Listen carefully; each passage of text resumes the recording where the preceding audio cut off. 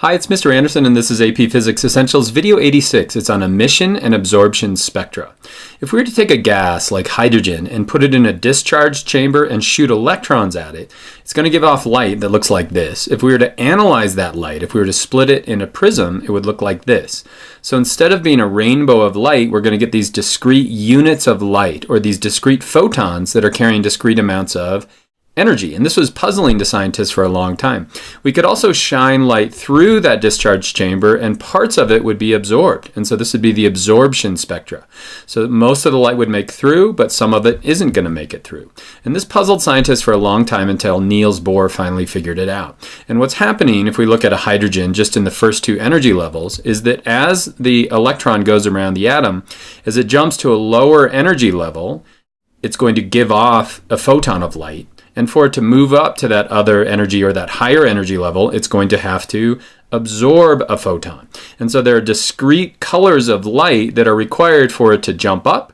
And as it jumps down, it's going to release these discrete colors of light as well. If you hit it with other colors, it's not going to do anything. It doesn't have the right amount of energy. And so this is conservation of energy. Conservation of energy in an atom or in a nuclei when it absorbs a photon. So we call that absorption. And so what does that mean? The amount of energy in the photon and the atom or nuclei before absorption is equal to the amount of energy inside the atom or nuclei after absorption.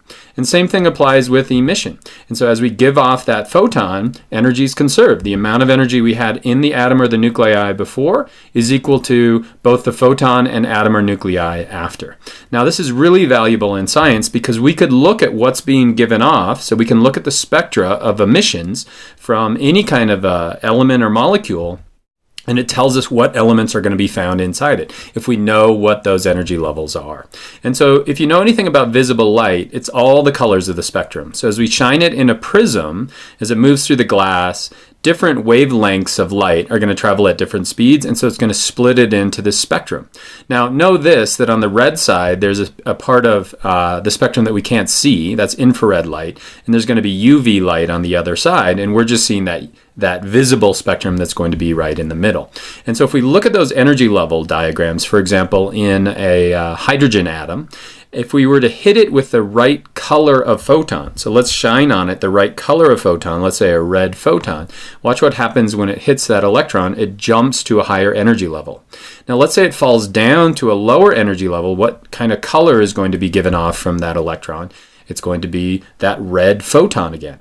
But what happens if we hit it with a green photon, for example, and it doesn't have the right color, doesn't have the right energy? It's never going to be able to move. Let's say we hit it with a yellow photon. What does it do? Again, nothing. And so these atoms are being bombarded by different colors of photons, but it has to be the right color. Let's say it's the right purple color. What's going to happen? It's going to jump to a higher energy level. What happens as it falls down to that ground state? It's going to give off that same exact photon. So you can model this. This is a PHET simulation. What I'm going to do is take one hydrogen atom, put it in a discharge chamber. I'm going to use a cathode ray to hit it with an electron, and watch what happens. It gets high energy, and as it falls back down, it gives off a certain color of photon. Now if I were to hit it with not just one electron, but a continuous stream of electrons, before it's able to fall down again, it's giving off different colors of photons. So we're getting all these different colors of photons, and you can see on the spectrum on the bottom of this page, it's kind of plotting what color those photons are. So now let's do multiple atoms. Let's do a bunch of atoms. We're going to hit those with a continuous stream. And so what's happening is they're all at different energy levels, and so if we were to plot the average of all of those photons that are being given off, that's going to be that purple color we get. But if you were to do a spectrogram on it, you could see on the bottom that we're getting those bars. Now way to the right we've got the infrared, way to the left is the UV, but you can see those four spectral bars that I just talked about a second ago. Now let's say it's not hydrogen in the middle, so this is going to be a hydrogen spectrum here. I've sped up the simulation, so we're getting those bars. But let's say we change it to mercury. What are we going to get? Totally different electron, totally different energy levels, and so we're going to get different color. This is what sodium would look like. This is what neon would look like. And so when you look at a neon light and it gives that reddish color, it's the sum of all those different photons that are being given off from that neon gas. And so did you learn to describe emission, again, that's what's given off, and absorption spectra, and associate that with electron or nuclear transitions? I hope so, and I hope that was helpful.